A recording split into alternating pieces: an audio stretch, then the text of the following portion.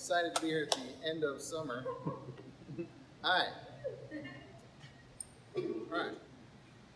We're starting off with fresh oysters in the half shell. These are particularly the type they are yearling from the Willapa Bay area. It has a lemon saffron. We call it caviar, but it's an agar root-based garnish. So it kind of looks like caviar, little pearls.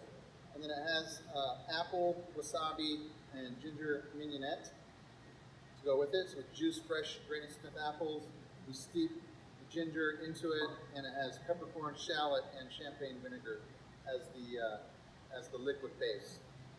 Bring back an old friend here. Yeah. Everybody probably knows this one. If you haven't been here that long. This is Jay's favorite salad. He loves specifically cleaning 50 pounds of beets a day. This guy is just excited about it. He's not excited. All right, so the beet salad, I don't know if you go into it as far as substitution. I'm not going to as far as substitution. Okay. So the beet salad itself, besides the feta that's put on top and the spinach underneath, it all comes together. There is no substituting. There's no pulling onions out. There's no pulling cilantro out. There's no pulling the vinaigrette out. It's a marinated beet salad. So if I get a ticket that says no onion, I'm going to freak out. Because I've said this a million times. It's a marinated salad. It's all together. We don't go, okay, well, I'll pick that one onion out for you. But the point being is that it's all together. It's the way it's supposed to be. You can do it with no cheese if you want it dairy-free, but it is feta, so it's sheep's milk. And then if for some reason you don't want spinach, you can do no spinach. But this is the beet salad. It does not variate from this. All right? This one I'm excited about. This one's really pretty. It's a spinach salad with an apple and pomegranate vinaigrette. The vinaigrette itself has fresh apple cooked into it, pomegranate juice, apple cider vinegar, and then some Dijon and garlic, roasted garlic, and a touch of honey. So it's not vegan. So it can't be vegan. You can substitute the lemon Dijon vinaigrette and you need a vegan salad with no cheese on it. All right, so it has the butternut squash croutons. We dust those in a little bit of a dredge. It's a flour dredge, so there is gluten on the croutons, as it should be. And then there's the fresh goat cheese, a maple pecan brittle, so it adds a lot of texture, crunch to it, and the fresh pomegranate seeds. And then underneath it, you kind of see there's an apple and butternut puree that we smear on the plate first. So once you get into it, it all kind of just mixes together into a really good mix. All right. The fall burger. We're going to bring some heat to the fall burger. It's getting cold outside, so we got a ghost pepper, nice heat, nice and spicy cheese to go on the chili dusted burger. We roasted a mix of poblanos and jalapenos to put into the aioli itself. Fresh lime, fresh cilantro, pickled red onions, and arugula.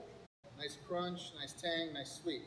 All goes together really well. It is spicy, but they should expect some heat. If they're scared of the heat, I would still recommend it, but we can do white cheddar in place of the ghost pepper cheddar. All right? Pepper jack, that's what it is. So, as is, but if someone is scared, they still want to try it, we can do the aged white cheddar in place of that. Another classic here, sourdough grilled cheese, fontina, mozzarella with our, it's not spicy. I wouldn't call it spicy. It has a little bit of heat to it from the chili powder and the roasted red pepper, but it's a pepper, tomato, creamy soup. Great for the season. There is dairy, obviously, all over that. There's no gluten in the soup. You can take the croutons out. Take the croutons out to be gluten-free. Chicken stock, yes. Yep. All right, this one, I'm pretty excited about this one. This is a new invention of mine. Never heard of it. Kind of just came to me. I love shepherd's pie. I'm Irish. It's in my blood. But I've never done a seafood shepherd's pie. So what we did was made a nice light bechamel, which is a milk-based kind of white gravy with fresh herbs. Has a little bit of roasted red pepper and some leeks. And then it has salmon, halibut, prawns, and scallop in it. So we do that we do that by kind of quickly sauteing all that fresh seafood and stirring it into our stew when it's cold, so that when we apply it to this, we just bake it. So that seafood's not going to be chewy. It's not going to be, when you overcook seafood, it kind of becomes more flavorful, not in a good way. It should be really smooth, and really creamy, and really comforting. Excited about it. So it has a little bit of lemon, saffron, butter on the grilled ciabatta as well. So obviously dairy, and there's gluten in the stew itself. So no one can get that if they are gluten and or dairy sensitive. Somebody say mashed potatoes? Yes.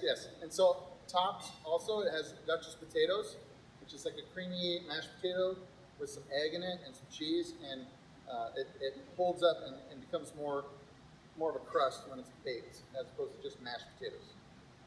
All right? Man, there's so many dishes here. This one, I've been wanting to bring halibut back for a while, and I'm excited about this one because it's one of these things I tried in the very beginning, and it wasn't the biggest hit because of kind of what it was conceptually and texturally.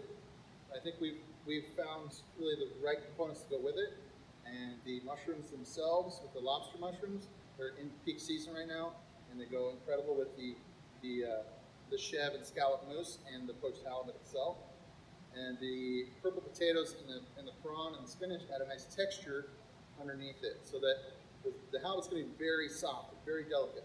We're going to add some real substance to it with what's going on with the mushroom texturally, and underneath it with the potatoes and the prawns. All right, and the poaching liquid itself, we use chicken stock, champagne, brown butter, and lemon, a little bit of fresh lemon juice, and we bake it in the oven. Ravioli, the new seasonal ravioli, pumpkin asiago. I did an homage to Kruse's love for pumpkin spice. Yes. I dusted the crispy onions in pumpkin spice. Wait, really? Yeah. They're awesome. It goes with the fresh burrata, a little bit of grilled broccolini for garnish in the brown butter sauce, and then the chives and Parmigiano Reggiano. And another old friend we bring him back, the bolognese. Yeah. Yes, very popular. Lamb, beef, pork. There is obviously dairy, obviously gluten with pasta. We've raised that for about 3 hours, and we add a little bit of heavy cream at the end. It's topped with the fresh ricotta, seasoned with some salt, pepper, Espelette chili, and then the pecorino romano, just grated over the top. All right, the venison. Brought some game to this menu. Yeah, all right. Great time of year for it. I thought this dish up. When I was thinking about it, I wanted to. We get it in as a whole saddle, so I'm breaking down the loin, the back strap, everything that goes with it. There's this massive, like, spinal cord basically left. So we make a stock out of that, and I wanted to add some like nice smoky, something savory to the mix. So what I did was I got some ham hock. I made a ham hock stock, and then I made a venison stock out of the same stock. So married together, reduced it down, very, very gelatinous, very comforting, savory. We grilled some chard, some kale, and put the crispy ham hock that was left over from the actual stock itself in with it. We paired it with a little bit of white bean puree, some nuances, thyme, a little bit of duck fat for savory. So there is no butter in it. This is a butterless dish, no dairy. I decided to use duck fat because it's just much more savory and yeah, tasty. And then you can also be dairy free. There's no butter in it, so it's another option for that. We marinated the loin itself in a sage, thyme, garlic oil, and then seasoned with salt and pepper. We do that to order. I don't want someone to not get the marinade if they don't like sage. We're not going to take it out. Even though we don't marinate it overnight, we do it to order. But it's still not something that we're going to take away from the dish. So if they don't want to do it, they want to do garlic, then they're not going to do the dish. It's grilled, yes. It's lightly marinated and grilled. This is a 6-ounce piece wrapped in prosciutto. Yeah. One last. How close? How's my close-up? Mr. DeMille. This one looks fun. That looks so good. Yeah, this is gonna get. All right, so we're changing up the cut of steak. We're doing a coulant. It's pronounced a lot of different ways. We've all ran back and forth. Best way to say it's a coulant steak. It's a top sirloin that has been. Anybody know what jacquarded means? Jacquarded. So like, say you have a chicken fried steak. That's a piece of meat that's been jacquarded. It's a metal, like punching, piercing needle thing that tenderizes your beef. And so you go, and then bread it and fry it. That's a chicken fried steak. This is a top sirloin that's right near the ribeye. So it's got a lot of the flavor and the marbling of the ribeye, but it's treated with that jacquarded, to tenderize it so it resembles the texture and the tenderness of ribeye, very similar. And it's got great flavor. Marinated in our normal marinade with our soy, whole grain mustard, brown sugar, garlic, and then it's grilled. So we paired it with a bordelaise sauce. The bordelaise sauce is as comfort food as you can get, in my opinion. It's made out of oxtail.